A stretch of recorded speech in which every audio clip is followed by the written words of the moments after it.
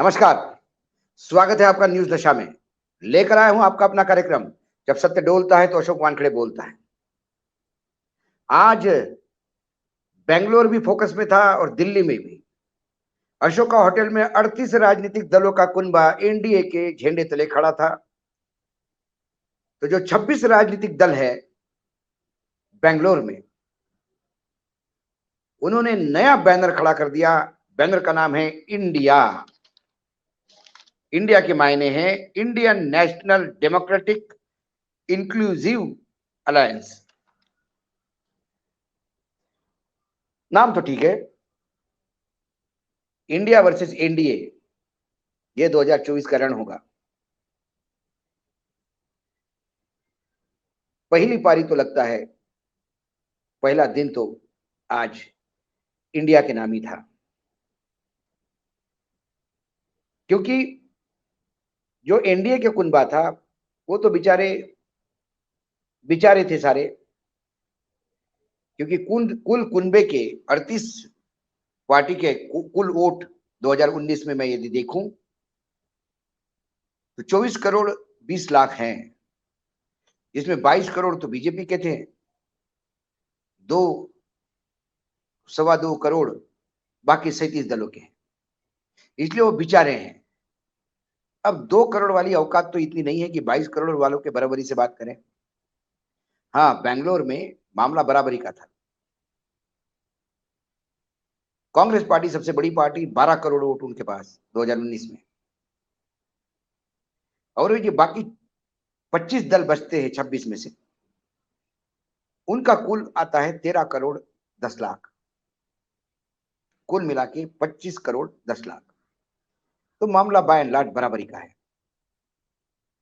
यही कारण है कि इस 38 का कुनबा बनाने के लिए भी कभी राजभर तो कभी किसी को तो कभी किसी को, मतलब यहां तक हास्यास्पद स्थिति हो गई कि रामविलास पासवान की जो एलजेपी थी वो टूट के उसके दो फाड़ हुए। 1 साल हुआ उसका रामविलास जी की मृत्यु के बाद। और उनमें बेटे के पास तो ना सिंबल आया ना कुछ आया, तो वो एलजेपी आर रामविलास करके चल रहे थे चिराग पासवान अकेले। और बड़े भाई विधायकों और सांसदों के साथ आ गए तो वो मंत्री भी बन गए, एनडीए ने उनको साथ दिया। लेकिन बाद में उनको एक बात समझ में आ गई, जब पार्टी तोड़ते हैं तो जो सांसद और विधायक लेके आते हैं उनके साथ जनमत नहीं होता। तो फिर आज उन्होंने चिराग को भी गले लगाया। मतलब चिराग पासवान की एलजीपी आर और एलजीपी, इसमें 36 का आंकड़ा और दोनों एनडीए के पार्टनर। भगवान भला करे। लेकिन आज हम सत्य कहां डोला ये ढूंढे तो प्रधानमंत्री जी ने सुबह पोर्ट ब्लेयर में वीर सावरकर इंटरनेशनल एयरपोर्ट के एक टर्मिनल का लोकार्पण किया। 700 करोड़ का बना हुआ ये टर्मिनल है। 10 प्लेन पार्क होने की जगह है, बड़ा एयरपोर्ट है। उसका उन्होंने वर्चुअल दिल्ली से ही उद्घाटन किया। और जो भाषण दिया वो भाषण बौखलाए हुए हारे हुए नेता का भाषण था, या हार से बौखलाए हुए नेता का भाषण था। आज प्रधानमंत्री पूरी तरह से विपक्ष को भला बुरा कहने लगे। भ्रष्टाचार और परिवारवाद फिर से कहा उन्होंने, दोहराया कि 20 लाख करोड़ का ये भ्रष्टाचारी लोग हैं, ये एक दूसरे का साथ जेल में न जाए इसके लिए देते हैं। ऊपर से लेबल कुछ है, अंदर प्रोडक्ट कुछ है। ये परिवारवाद वाले लोग हैं, ना खाता ना बही, परिवार कहे वही सही। जो लोग जेल जाने वाले हैं आने वाले समय में, उनको न्योता दिला के बुलाया गया है। नफरत है, घोटाला है, तुष्टिकरण है, मन काला है। परिवारवाद की आग में दशकों से देश हवाला है। एक कविता भी उन्होंने गाई। उसके बाद उन्होंने पश्चिम बंगाल पे तंज कसते हुए कहा कि हिंसा में पश्चिम बंगाल हाल ही के चुनाव में जल रहा था। कांग्रेस और वामपंथी दलों के कार्यकर्ता गुहार लगा रहे थे अपने नेता से कि बचाओ तृणमूल कांग्रेस के गुंडों से।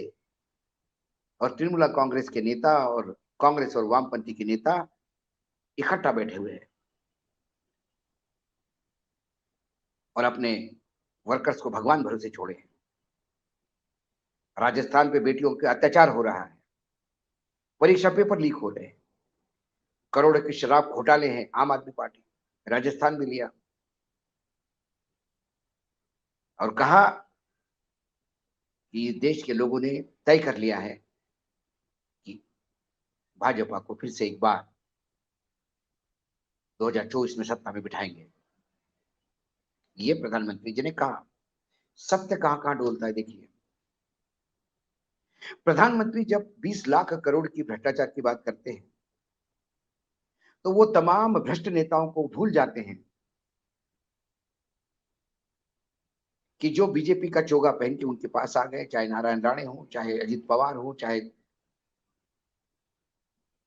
एकनाथ शिंदे हो, चाहे हेमंत विश्वकर्मा हो, विश्व शर्मा, ये तमाम लोगों को वो भूल जाते हैं। पता नहीं उनका हिम्मत भी कैसी होती है भ्रष्टाचार के खिलाफ बोलने की, क्योंकि नैतिक अधिकार भारतीय जनता पार्टी ने और उनके नेताओं ने खो दिया है भ्रष्टाचार की लड़ाई की बात करने का। क्योंकि तमाम भ्रष्ट नेता भ्रष्टाचार में पकड़े जाने पे, प्रॉपर्टी सीज होने पे बीजेपी का दामन थामते हैं और फिर उन्हें वहां से मुक्ति मिलती है एजेंसियों से। ये पूरा देश देख रहा है। वो कह रहे थे कि जो जेल जाने वाले हैं उन्हें न्योता दिया, अजित पवार को न्योता आपने दिया। अजित पवार के साथ जो लोग हैं वो जेल जाने के लिए ही, उसमें से कुछ लोग जेल की यात्रा भी कराए हैं छगन भुजबल जैसे। वो जब आपके यहाँ आए तो उनको न्योता किसने दिया? वो बंगाल की बात कर रहे थे। देखिए सत्य कैसा डोलता है। बंगाल हिंसा में जल रहा था तो मणिपुर क्या उत्सव मना रहा था? मणिपुर पिछले 2 महीने से जल रहा है, अभी भी जल रहा है। मणिपुर के बीजेपी के विधायक, चाहे मैतेई समाज के हो या कुकी समाज के हो, वो दिल्ली आके गुहार लगा रहे हैं कि बचाइए हमको। प्रधानमंत्री के कैबिनेट का एक मंत्री जो मणिपुर से आता है, उसने कहा कि उसका घर बर्बाद हो गया है, उसके घर को फूंक दिया है लोगों ने, कानून व्यवस्था ध्वस्त हो चुकी है। प्रधानमंत्री मौन बैठे हैं, अभी तक मणिपुर पे बोलते नहीं। विश्व के किसी भी कोने में जाते लोग मणिपुर पे सवाल पूछते तो बोलते आंतरिक मामला है। आंतरिक मामला जलने के लिए नहीं है। तो आप किस हिसाब से कांग्रेस और वामपंथियों को कोस रहे हो जब आपके खुद के विधायक आपको गुहार लगा रहे थे और आप आंखें मूंद करके बैठे हुए थे? किस बात पे सत्य यहां डोलता है? आज का पूरा भाषण का सत्य डोल रहा था, बुरी तरह से डोल रहा था। समझ के परे था कहां से शुरू करूं। राजस्थान पे बेटियों पे अत्याचार हो रहा है, हो रहा है। केसेस बढ़े, मना नहीं करता कोई, लेकिन इस देश की इज्जत विश्व स्तर पे ले जाने के लिए जिन लड़कियों ने अपनी पूरी जिंदगी लगा दी, वो हमारी ओलंपियन कुश्ती खिलाड़ी, उनकी इज्जत एक बीजेपी के सांसद के रूप में एक गुंडा है वो लूटता है। उस पर एफआईआर दर्ज होती है, चार्जशीट होती है, वो खुलेआम गुंडा सीना तान के घूमता है। बेटियां अपने न्याय के लिए स्ट्रगल करती है, उनकी एफआईआर दर्ज नहीं होती तो उन्हें सुप्रीम कोर्ट जाना पड़ता है, और जब वो न्याय मांगती है तो उन्हें पुलिस के डंडे मिलते हैं। पुलिस अपने जूतों से उनके शरीर को रौंद देती है। ये वीडियो देखे तब प्रधानमंत्री जी, बच्चियों के बारे में आपकी सहानुभूति कहां गई थी? क्या वो बेटियां बेटियां नहीं थी? क्योंकि एक गुंडे के खिलाफ वो आंदोलन कर रही है जो आपके पार्टी का सदस्य है। किस नैतिक अधिकार से आप राजस्थान के व्यभिचार पे, राजस्थान में हो रहे बलात्कारों पे सवाल पूछते हैं जब आप स्वयं न्याय नहीं दिला पाते? सत्य डोलता है। पेपर लीक होते हैं, क्या गुजरात में पेपर लीक नहीं होते? जरा हिसाब देखिए गुजरात का जाके। क्या मध्य प्रदेश में व्यापक घोटाला नहीं हुआ? तब वो नहीं दिखे आपको? क्या पटवारी के भर्ती में अभी जो गड़बड़ी हुई, पेपर कैसे एक ही सेंटर पे मेरिट निकले और जो लोग आंदोलन करते हैं तुमको लाठियां मिलती हैं? मध्य प्रदेश में होने वाला भ्रष्टाचार आपको दिखाई नहीं देता क्योंकि बीजेपी की सरकार है। आपका सत्य कितना दोगला है ये यहां दिखाई देता है। सत्य डोलता है यहां पर भी। वर्तमान में प्रधानमंत्री नरेंद्र मोदी जी और उनके पार्टी को भ्रष्टाचार के खिलाफ, व्यभिचार के खिलाफ बोलने की नैतिकता बची ही नहीं। जब ये बोलते हैं तो असत्य बोलते हैं, जब बोलते हैं तो दो स्टैंडर्ड की बात करते हैं। हम करें तो रासलीला, आप करें तो कैरेक्टर ढीला। हम करें तो सदाचार, आप करें तो व्यभिचार, भ्रष्टाचार। यदि भ्रष्ट मेरे पास आता है तो राष्ट्र का गौरव बनता है।